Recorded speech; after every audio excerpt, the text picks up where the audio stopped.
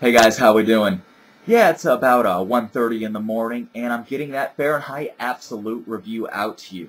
First, we'll go into the box a little bit. Being that it is a flanker to the original Fahrenheit, the box is very, very similar in itself. And actually, here's what Christian Dior has to say about Fahrenheit Absolute. Fahrenheit Absolute invites you on a new journey.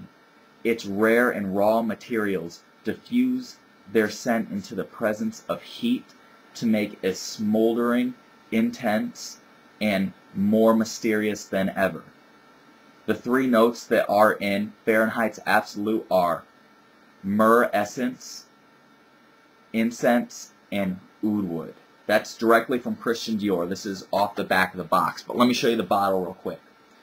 You can actually see we have a very similar bottle to the original Christian Dior's Fahrenheit, but it's much darker, which is kind of what Christian Dior is trying to make it. A darker, more intense version of the original. Actually, the box even says intense eau de toilette. But now on to what it smells like. Now, there isn't any violet listed by Christian Dior in the notes of this fragrance, but when you first apply it on your skin, it really opens up with just this dark incense violet. So just think of like incense, a bunch of incense with kind of violet undertones, and under those violets there's almost little droplets of vanilla. Just enough so you can call it sweet. Whereas the original Fahrenheit kind of gives that crisp petroleum grassy feel to it. This does not have the grassy feel. This does not have the grassy feel, and it does not have the petroleum note of the original Fahrenheit. But it still has that very dark vibe to it. But really, like I said, the top notes, you get that incense, violet, and a little bit of vanilla. Now, once you get into the heart of the fragrance, after about an hour or two, you start to get into the heart of Fahrenheit's Absolute. And this is what really blows my mind on this fragrance. We read that Fahrenheit wanted to make kind of a heat, smoldering feel to their fragrance.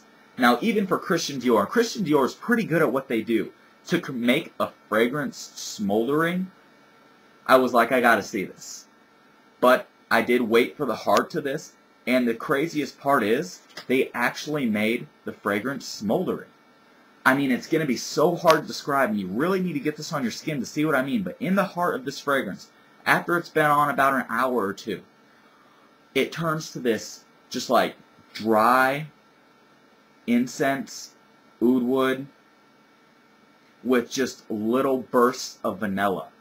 Like, almost think of, in a pan, this is going to be a very vague description. In a pan, alright? In a frying pan, you're putting oud oil, you're putting incense, you're putting myrrh, so you have a somewhat kind of incensey, biblical, churchy type vibe to this. Something you would think a prince or a king of Persia would wear. But then you just pour a little bit of vanilla in that pan, and you're just letting it sizzle. That's what this will do on your skin.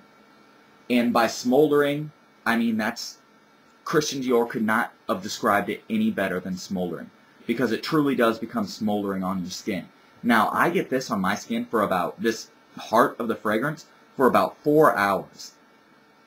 If my favorite part of the fragrance is lasting 4 hours for a fragrance, definitely big time kudos for me, because I love that smoldering feel to the fragrance.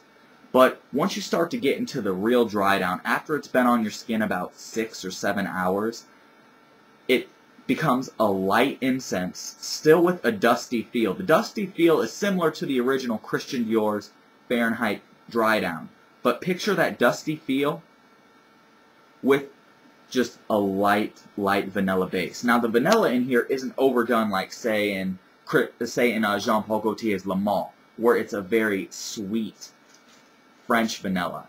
The incense and the oud wood really kind of restrain the vanilla from becoming too sweet and actually increase the wearability of it.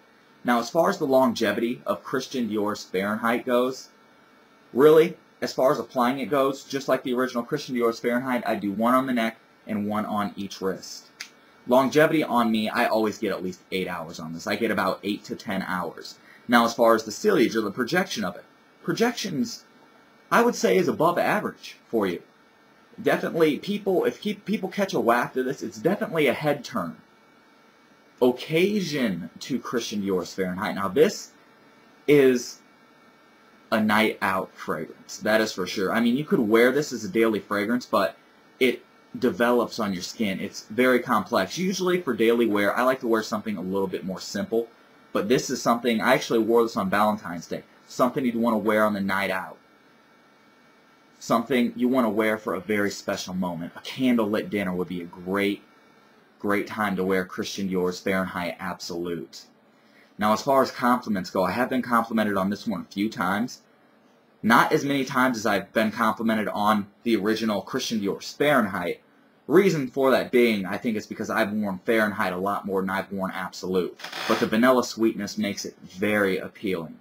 And like I said, it's definitely a head turner.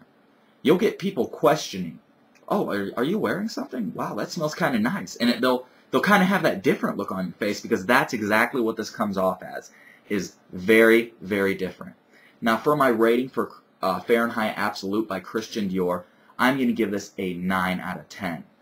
And I 100% stick by that rating. This will probably never be as groundbreaking as the original Fahrenheit. But once this is out on shelves for everybody to try, I can definitely picture this fragrance selling very well. Especially to the fans of the original Fahrenheit. Because it's a little more modern. It's a little more sweet.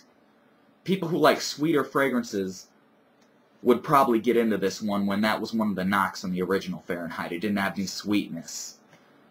But honestly, I love both of these editions of Fahrenheit. This one does not have the longevity or the projection of the original Christian Dior's Fahrenheit, but it is good in its own right in all three phases. I enjoy the top notes, the heart notes, and the base notes of this fragrance. It is what I like to call a complete fragrance. Now my compliment, well, I'll go into my rating one more time. It's a 9 out of 10 on this. My compliment rating is actually going to be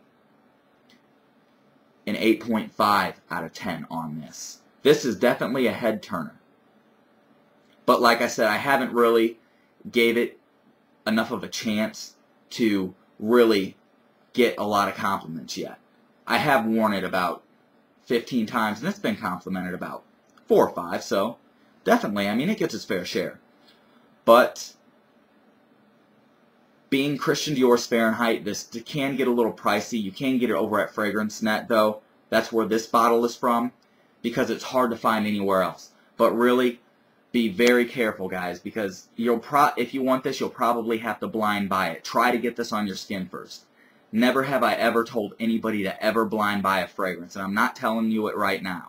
Get this on your skin before you buy it, because it is very different and will probably surprise you. But with all that said, I love it. It's a 9 out of 10, 9 or 8.5 compliment rating. Probably going to go up too through time. But yeah, hey, rate, comment, subscribe.